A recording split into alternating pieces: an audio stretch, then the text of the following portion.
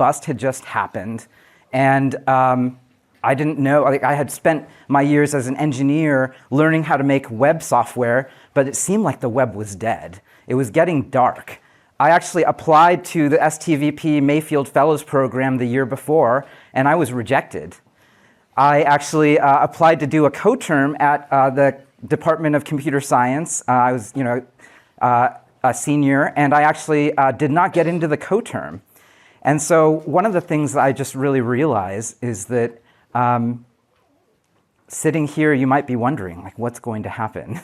And one of the things that I wish I could tell the me of 20 years ago is that you have skills, you believe in yourself, you believe in the power of technology, it's going to work out for you. And that might be easy for me to say up here, but I just want to remind you, I was sitting where you're sitting. I was feeling many of the things, maybe not all the things, but many of the things you might be feeling right now. And that's why it's such an honor to be up here. This is my 20th anniversary of my 20-year reunion next week for homecoming.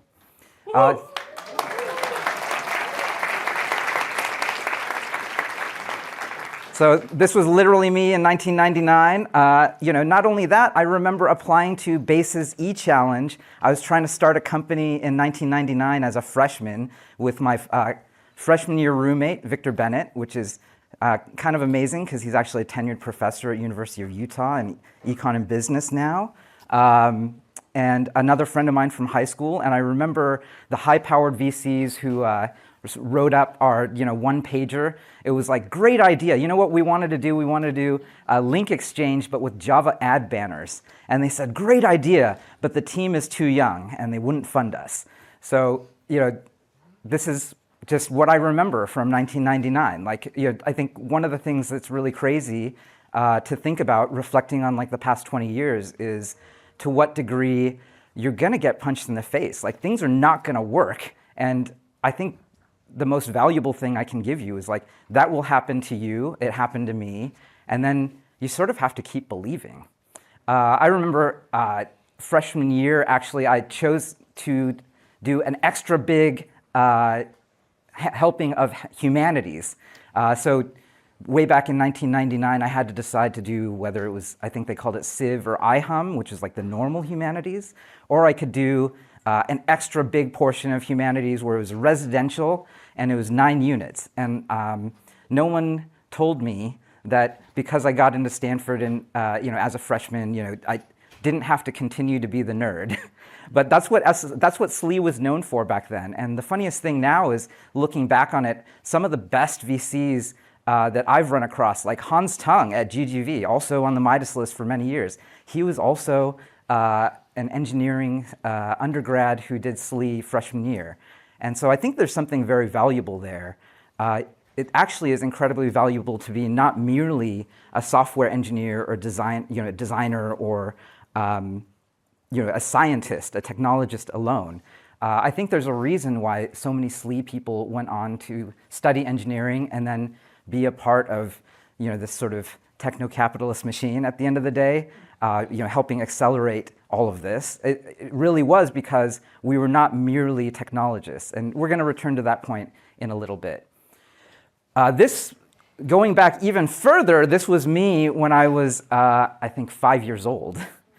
And I only bring this up because I think technology to me was always an incredibly important thing. It was something that, as the child of Chinese immigrants, as the child of an engineer, a lot of other kids might remember going to a baseball practice, or, I bring my son to baseball practice now on Sundays.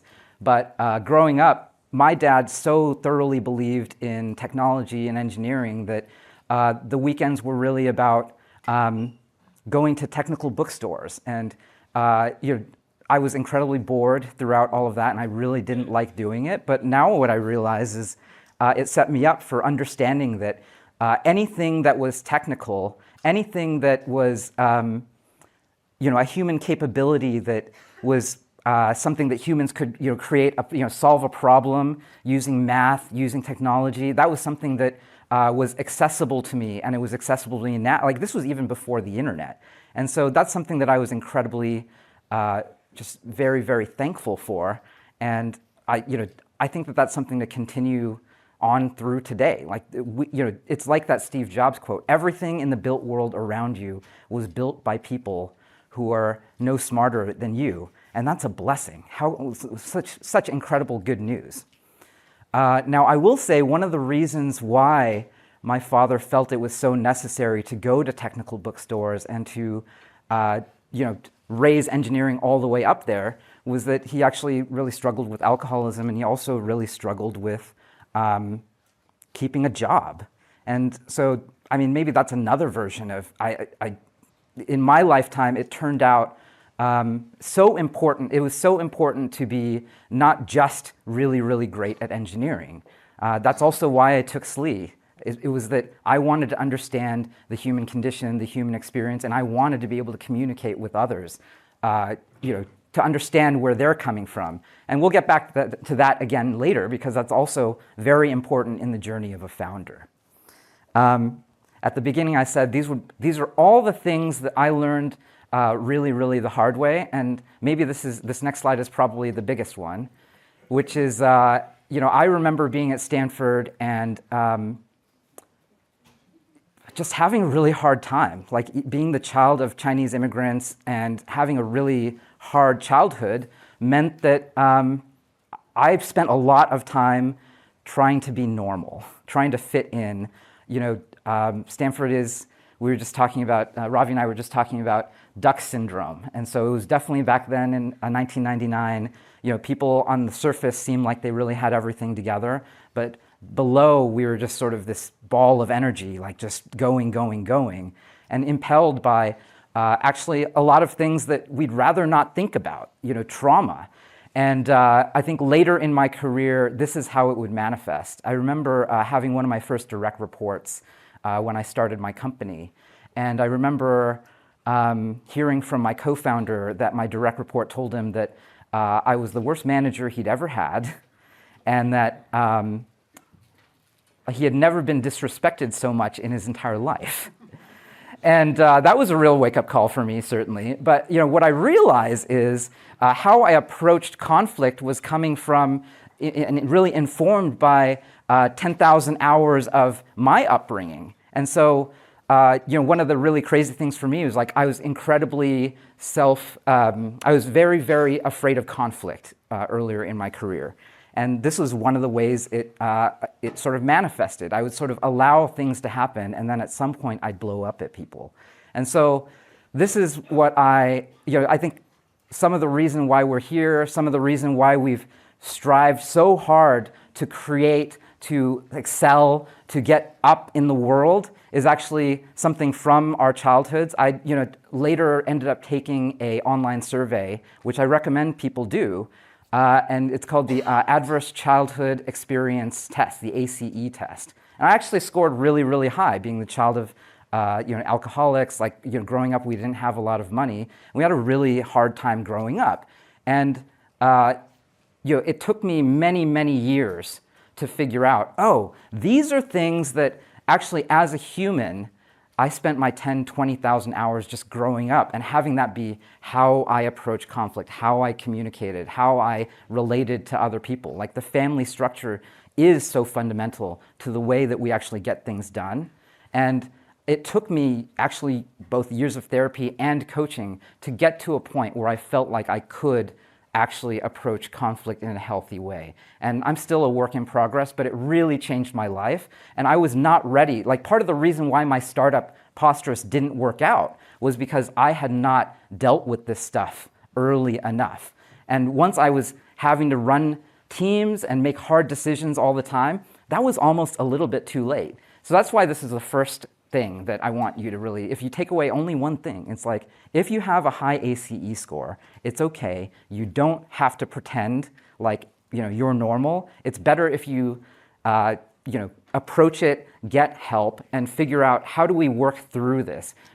And the reason why, if you want to start a company, you've all probably heard, like, startups end up taking on the personality of their founders.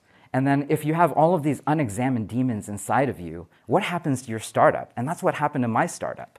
So get therapy early. It sounds really expensive, especially when I was a student and I didn't have money. I was like, how much do I have to pay? But it's actually cheap. People spend all kinds of money on all kinds of other things, 10, 100 times, 1,000 times more on things that will not fill that hole in their heart when all they needed to do was talk to someone and get help. So, thank you so much for the great intro. I did get a chance to be very, very early at Palantir, but I did want to get into sort of my biggest mistake and sort of walk through why. Because I did not actually say yes to joining Palantir until much later. Let's see. Let's flash forward a little bit. Stanford, class of '03, graduated, really wanted to work at a startup. All the startups were kind of dead. And then I went to work for Microsoft up in Seattle. And then friends of mine said, hey, we're going to start a company. Peter Thiel's giving us the first money. We want you to come join. So I don't know, a lot of people somehow have just really, I guess the funniest thing about startups is that it's the movie The Social Network, I think above all, from 10, 15 years ago, that like really exploded the idea of starting a startup onto the scene. And so it was just such a trip to see a movie actor play Peter Thiel. I ended up actually having dinner with Peter Thiel. He was sort of sent to convince me to quit my dumb job at Microsoft and come join my friends. This was, let's see, 2004. I think it was Frison. It was a French restaurant that Peter had started. It was a terrible restaurant, and it closed very quickly after that. But I remember sitting right there, sort of in that center table, and it started off pretty well.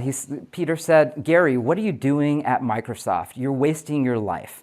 Come join us. We're going to go change the world. And he had heard my story about being child of immigrants, I needed my job, my parents were really proud of me, I had health insurance. So he said, Garry, I understand. Let me make this a zero risk thing for you. And he got out his checkbook and he wrote a check he asked me how much I made a year at Microsoft. It was $74,000 a year at the time. I was a level 59 PM, lowest of the low right out of college. And then he said, here, $74,000, cash this check, quit your job, and let's go change the world. And we were just over appetizers. And I should have waited until after the dinner to say no to him. But I said, thank you very much, Mr. Thiel, but I might get promoted to level 60 next year. And we were staring into our soup for the rest of the evening. So that was, I was much more socially awkward than I am now back then. So big mistake, right? But I actually had no idea how big that mistake would end up becoming because this was just an idea on a napkin at the time. At the time, they actually offered me about 1% of the company. I think it's actually closer to 36 billion. My YouTube video about it says my $200 million mistake. It sort of hovers between $350 and $500 million on any given day right now. Don't feel that bad for me, though. I ended up joining as employee number 10. I did end up designing the logo and learning a lot about what it was like to create something from nothing. And I cherished that immensely. But I just should have said yes the first time around. And I spent a lot of time thinking about that. Why did I say no? Obviously, all of the standard things sort of applied. I had health insurance. My parents were really proud of me. But let me walk you through a bunch of the reasons. These are a bunch